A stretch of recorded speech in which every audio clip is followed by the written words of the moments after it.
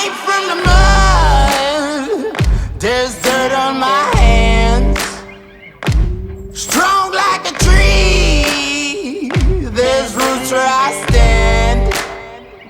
Oh, I've been running from the law. Hope they won't shoot me down soon. Bonjour à tous, bonjour Johan, merci de nous accueillir ici, nous sommes à côté de Gap. Johan, vous êtes éleveur, dresseur, là vous avez des setters anglais, c'est principalement des setters anglais que vous élevez, que vous dressez depuis un petit peu plus de 6 ans maintenant. C'est exact. Et on va bientôt partir chasser la Bartavel. Alors la Bartavel, on pense tous à l'image de la gloire de mon père, c'est une grande première pour moi. Et on ne va pas faire que chasser aujourd'hui, Johan, on va aussi tester l'Alpha 10 de Garmin, c'est la nouveauté. Habituellement, vous, Johan, vous chassez avec quel appareil de chez Garmin? De chez Garmin, je chasse habituellement avec l'Alpha 200, ouais. Qui est un très bon produit, qui est la suite de l'Alpha 100, et c'est tout. Et avec des cloches pour le côté traditionnel, mais ça, c'est fait pas partie de la technologie. Alors parlez-nous un petit peu de ce qu'on va faire, de ce qu'il est possible de faire, et parce que la Bartavel, on ne la chasse pas partout, il y a des quotas qui sont bien spécifiques, il y a des périodes qui sont bien spécifiques. Tout à fait. Qu'est-ce qu'on va faire et quel type de biotope en général on les rencontre? Biotope assez rocailleux comme on peut le voir ici, avec des altitudes au-dessus de 2000 mètres d'altitude, et c'est des espèces qui sont soumises au plan de chasse, qui sont suivies. Pour lesquels on fait des comptages au printemps pour suivre l'évolution des coqs chanteurs, la reproduction au mois d'août, qui est faite principalement aux chiens d'arrêt avec des techniciens, l'OFB. Il y a un suivi en fonction des quotas et de la réussite de la reproduction. On a un certain nombre d'attributions pour chaque commune et chaque région. Voilà. Là, vous avez pris 3 chiens ce matin. Oui. Est-ce que vous pouvez juste nous les présenter rapidement? Oui, alors ici vous avez Olia, qui vient de chez nous, du Mat-des-Vernets, qui est très passionné, qui vient d'être sélectionné au championnat d'Europe de montagne, qui a gagné 2 fois le trophée de la meilleure jeune chienne, qui a juste 3 ans passé. À côté, sa consoeur du même âge, qui est une fille de Haïko, un chien de montagne qui a fait de très bons résultats et qui est un très grand chasseur. Et une petite jeune de 18 mois qui commence à faire ses armes à la Bartavel. Voilà.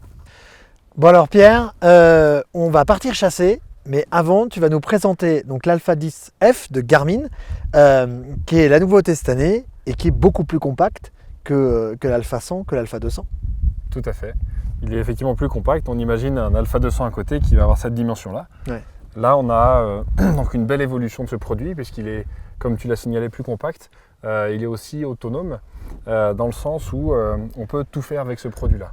On peut suivre, donc repérer et dresser ses chiens. C'est la fonction première de ces produits Garmin, que ce soit l'Alpha 100, l'Alpha 200 que tu viens d'évoquer, et puis l'Alpha 10. Ouais. Et donc l'Alpha 10F, et c'est une nouveauté qui est sortie le 1er septembre de cette année, donc qui est présent chez l'ensemble des armuriers maintenant, sous 3 packs différents. Le premier qui est avec un collier T5 qui est uniquement pour le repérage, Ouais. et puis avec un collier TT15 uniquement pour le repérage et dressage.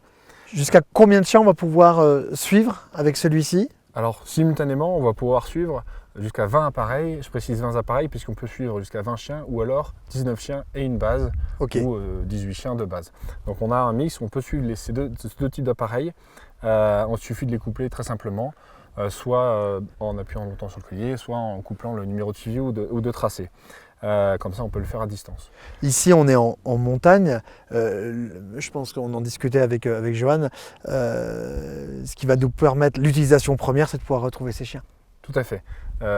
L'idée, c'est effectivement la fonction première, quels que soient les colliers, c'est de repérer ces chiens et de les dresser. Mais c'est de repérer ces chiens grâce à la technologie Garmin. Donc l'ensemble des produits et des bases alpha ont des GPS intégrés. Et avec les colliers, donc ça va être des radiofréquences VHF qui vont permettre de communiquer la position des chiens si on même dans leur collier des GPS.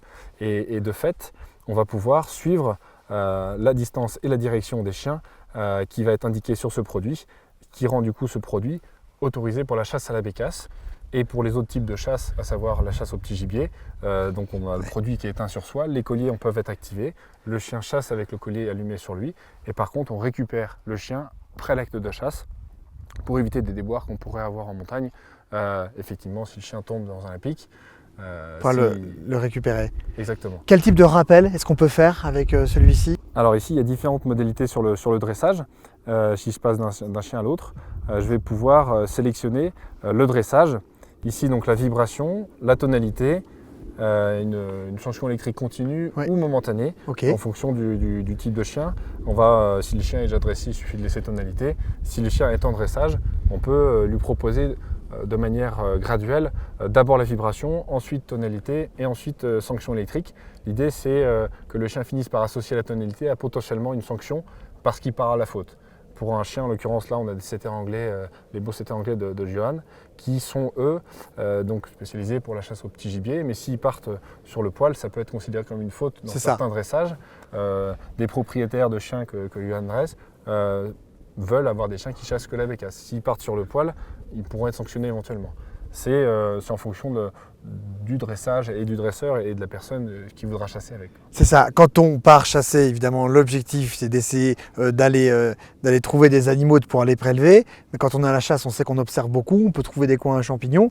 Il est possible également de cartographier des endroits précis avec l'Alpha 10F. Tout à fait. Alors la cartographie, c'est un point effectivement important qu'on trouve de manière automatique dans les Alpha 100 et 200 qui sont les prédécesseurs. Et en fait l'Alpha 10, c'est un écran monochrome simple qui n'est pas tactile. Il y a juste un joystick qui permet de se déplacer pour aller vers le dressage ou pour configurer l'appareil au départ. Et en fait la cartographie se retrouve sur une application qui s'appelle Garmin Explore qui est dans le téléphone. Cette application est gratuite, on télécharge des cartes qui sont gratuites et on peut partout, puisque ce sont des cartes qui sont téléchargées dans le téléphone, sans avoir à capter le GPS dans le téléphone, pouvoir utiliser le produit qui va être relié lui en Bluetooth, contrairement aux radiofréquences qui sont reliées avec les colliers. Donc ce sera un relais vers le téléphone. Si d'aventure notre téléphone tombe en rade, on peut, grâce à cet appareil qui est autonome, retrouver les chiens puisqu'on aura d'afficher la distance et la direction et l'état du chien.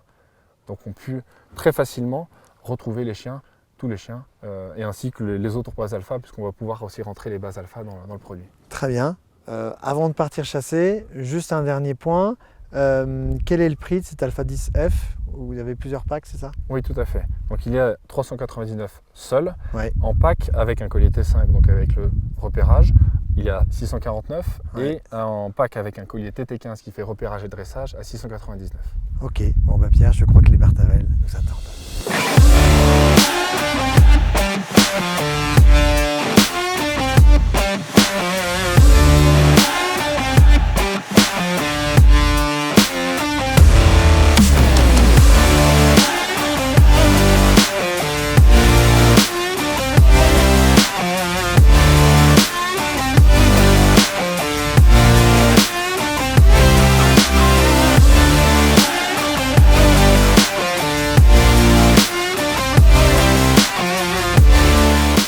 Bon alors Johan, Pierre, on vient de passer 2 jours ensemble. Nous sommes des vrais privilégiés parce que donc on a pu chasser hier la Bartavel. Alors malheureusement on n'a pas vu, il y a certainement des oiseaux qui se sont dérobés devant nous parce qu'il y a les chiens qui ont marqué et qui avaient certainement des émanations. Aujourd'hui on a été au coq de bruyère, on a eu plus de réussite parce qu'on en a vu et c'était pour moi et je pense aussi pour Pierre la première fois. On n'était pas dans les bonnes conditions pour tirer, mais c'était un vrai plaisir de les voir.